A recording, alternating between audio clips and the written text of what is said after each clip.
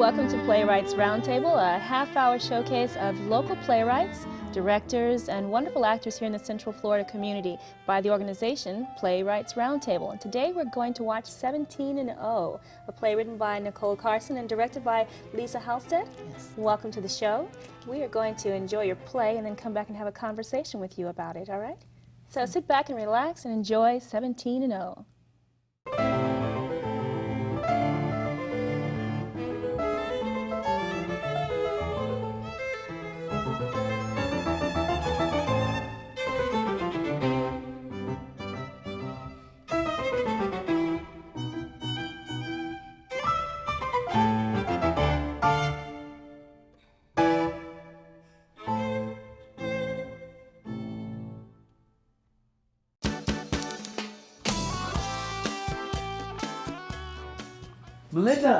Melinda, Bruno is he's very angry. He just put into the parking lot and he goes straight to the bathroom with the sports page. Does that Trump have my money? Melinda, I'm scared for you. He's gonna fire you. He might kill you. He can't fire me. This is Anita's cubana and Anita's my aunt. Besides, he's rich. He's got more money than brains. Still, he might kill you. Julio says he's a part of the Italian mafia. He's not part of the mafia. Besides, he smelled potatoes. You don't think Bruno's the only action in town, do you? No, I guess not. Well? No. Don't tell me. I don't want to know. Oh, it's a real shocker. Okay, is the street gonna end? You don't want to know. Okay, tell me. Fill these shakers. I hate filling those. Oh? Then I don't have to say a thing. Give me the salt. You know, Aunt Anita said she'd make you a waiter if you wanted. Do you want to be a waiter? I want to know about the game. Okay. We take San Diego, but we lose Greasy for the season. For the season? He breaks his leg. Ay, Dios mío. He'll be fine for the AFC championship. Damn it! Now you told me we make it to the finals. We were dying to know. But you can't tell me what Julio's making for special tonight. Boliche con maduros. He told me. Well, tomorrow night. That's weird. I'm scared of it. Of the gift? How do you know it's a gift? It could be from Satan, Melinda. You could be doing the devil's work. Ew, we're in a restaurant. No one will see it. Sister Maria called it a gift. She said it was a gift from God to prosper myself and my family. I used to go up to the highlight games, and I always knew who to pick. I was never wrong. We put food on the table and a roof over our heads with the money. Your father used to take you to highlight?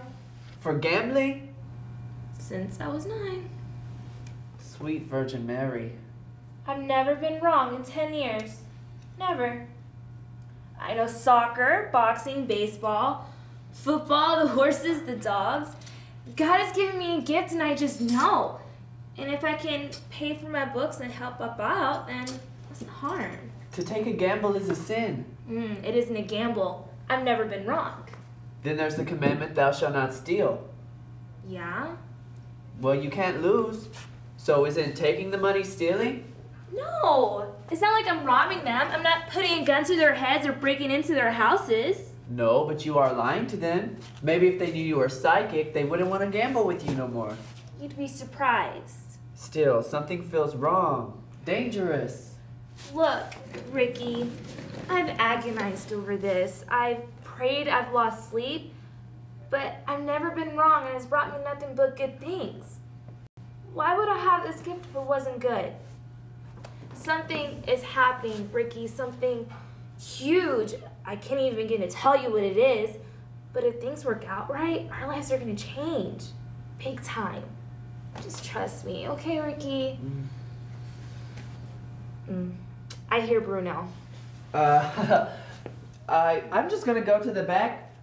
Maybe Julio needs me to go to the store or something. Why? Bruno's not mad at you. Come on. Melinda. Hello, Bruno. Miami over New York. 10-point spread. You win again. Did you wash your hands after you wiped your butt? Of course I did. Don't be disgusting. Okay, then where's my $10?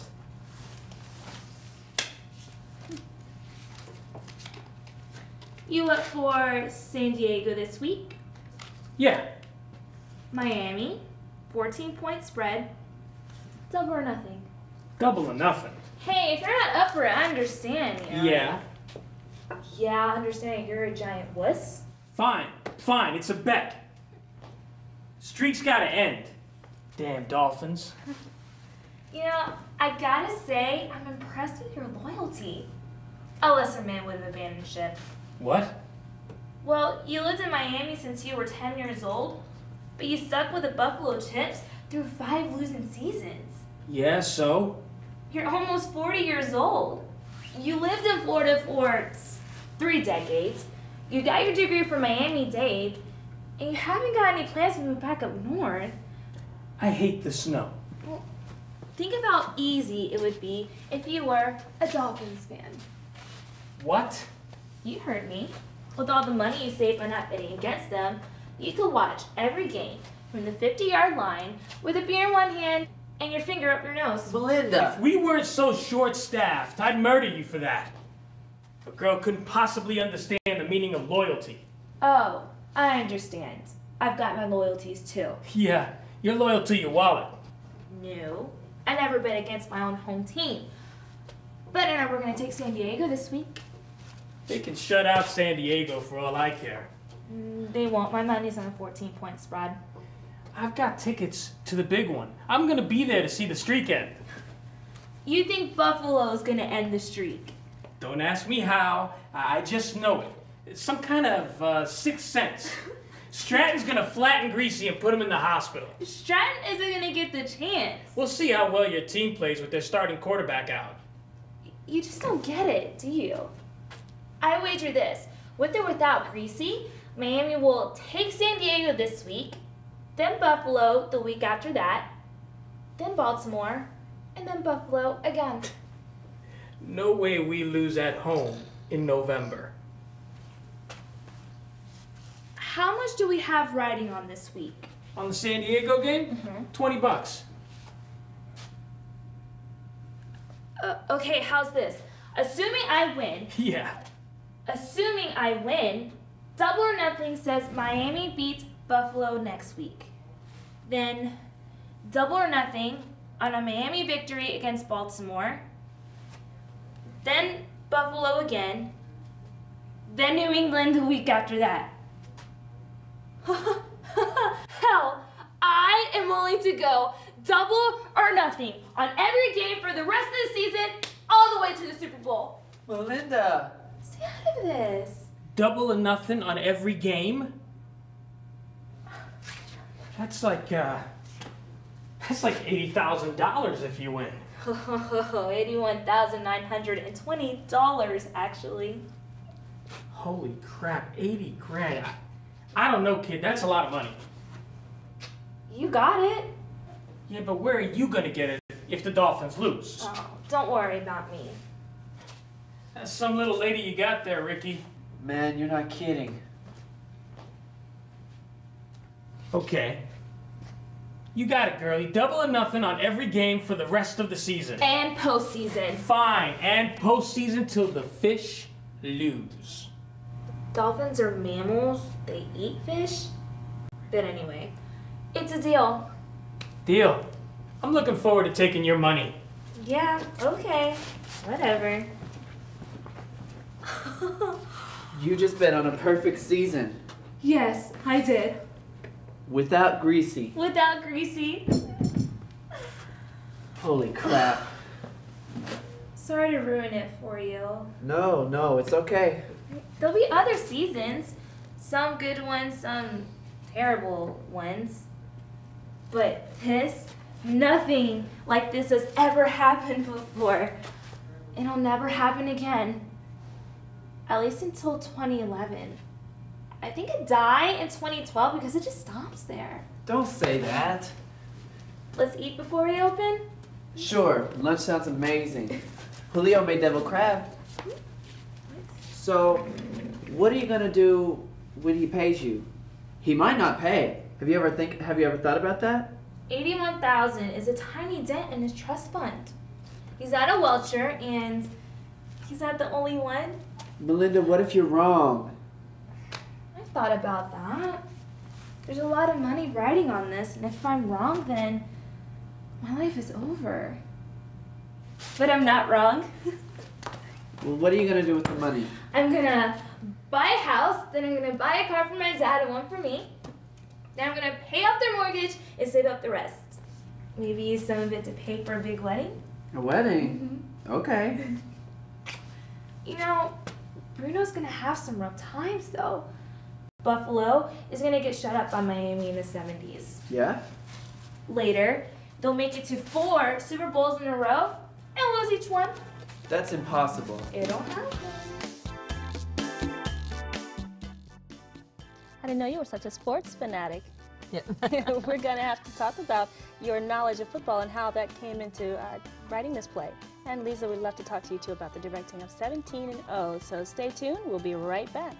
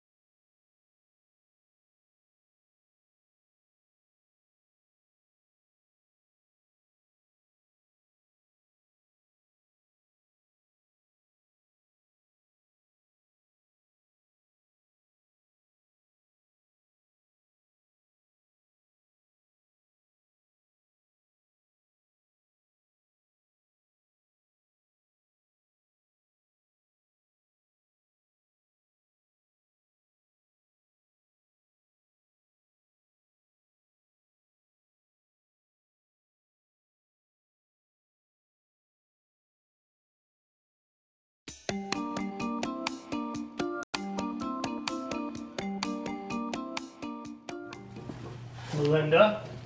Hello, Bruno. Miami over New York. 10-point spread. You win again. Did you wash your hands after you wiped your butt? Of course I did. Don't be disgusting. Okay, then where's my $10? You've just watched another quick clip from 17 and 0, a play written by Nicole Carson and directed by Leesa Halstead. Welcome to the show. Thank you. 17 and 0.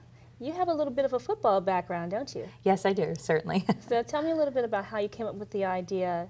Well, it was sometime in the earlier in the decade, and the Dolphins were having yet again another horrendous, awful season.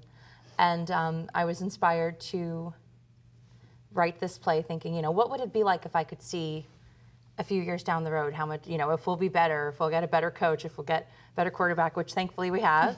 And, you know, I was inspired to, you know, think of the perfect season and think of, you know, what would it be like to know what was coming?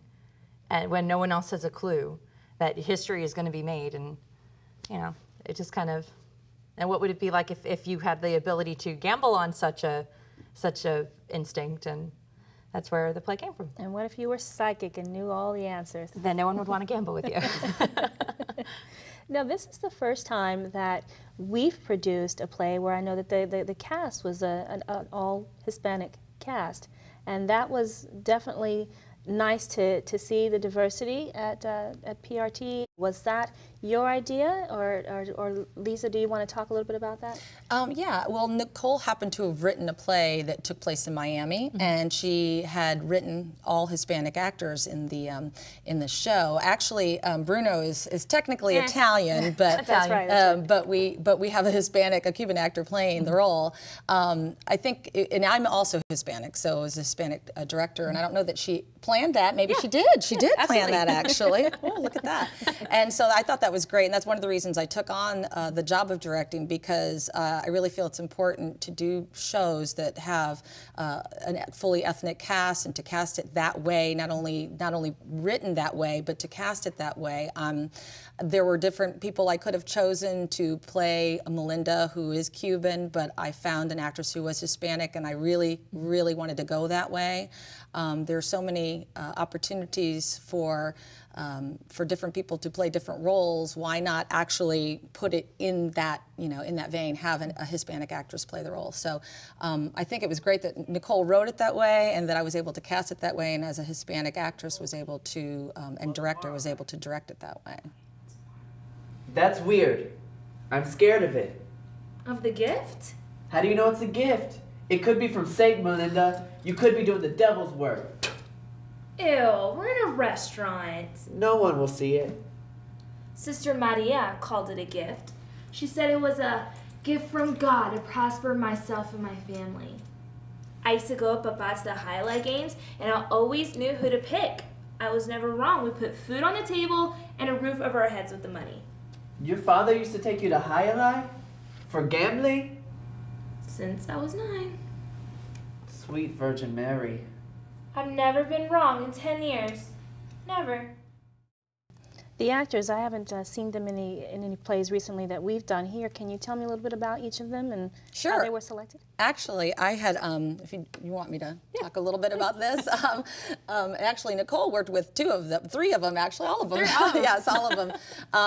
Paul Castaneda, who played Bruno, is one of our directors and president of Greater Orlando Actors Theater, so which I'm a member of. I'm on the board there, and he had directed Nicole in Godspell. And it was also an actor.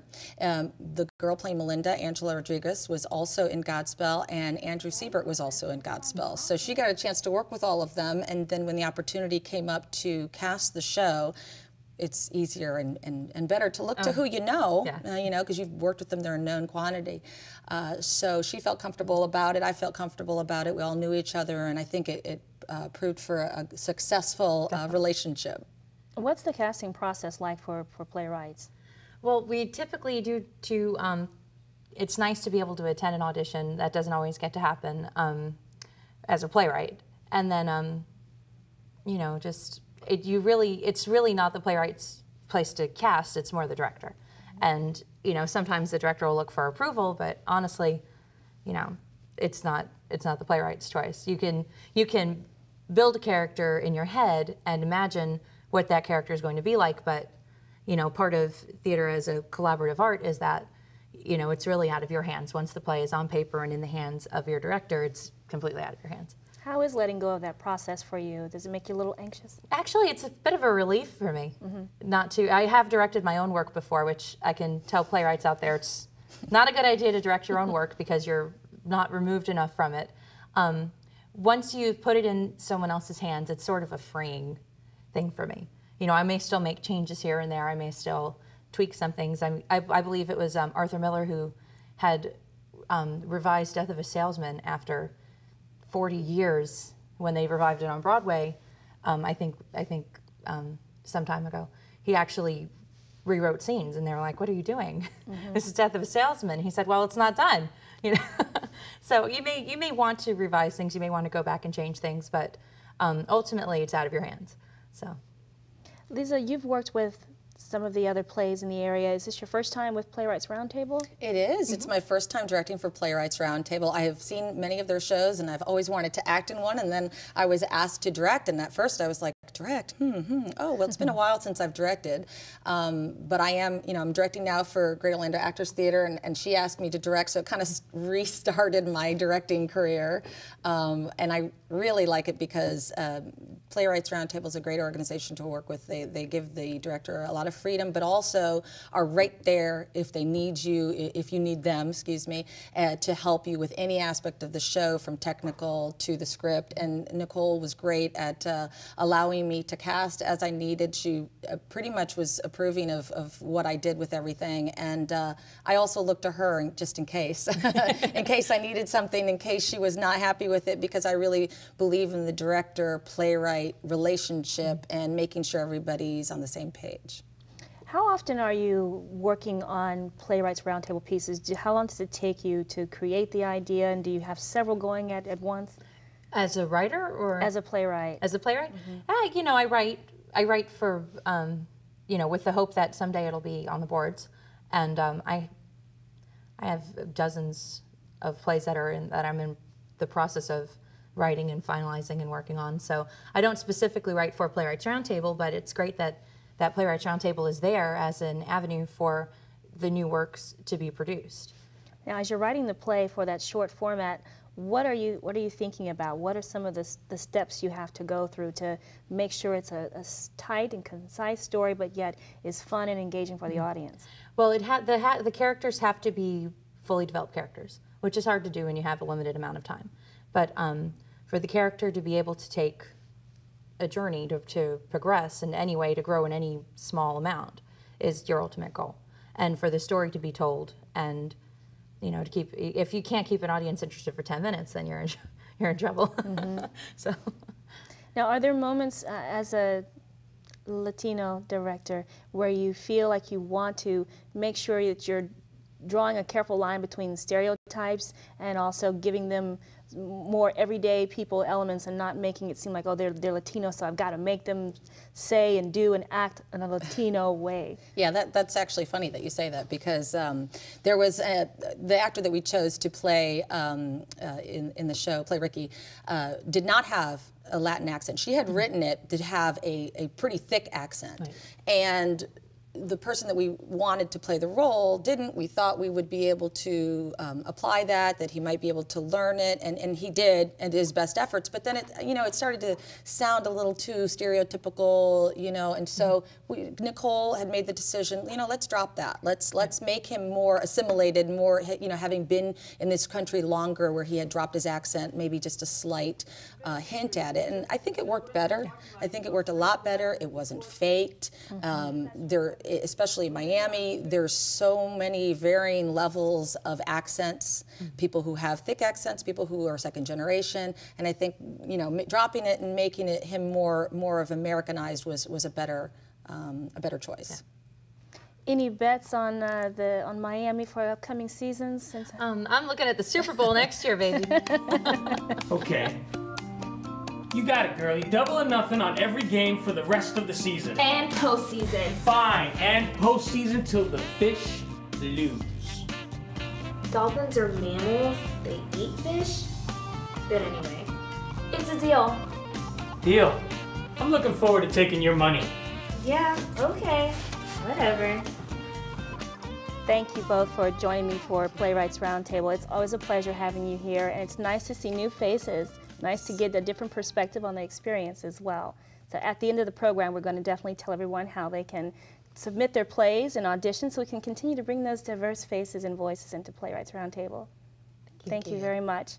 And we'll see you again soon on another episode of Playwrights Roundtable. Until then, take care.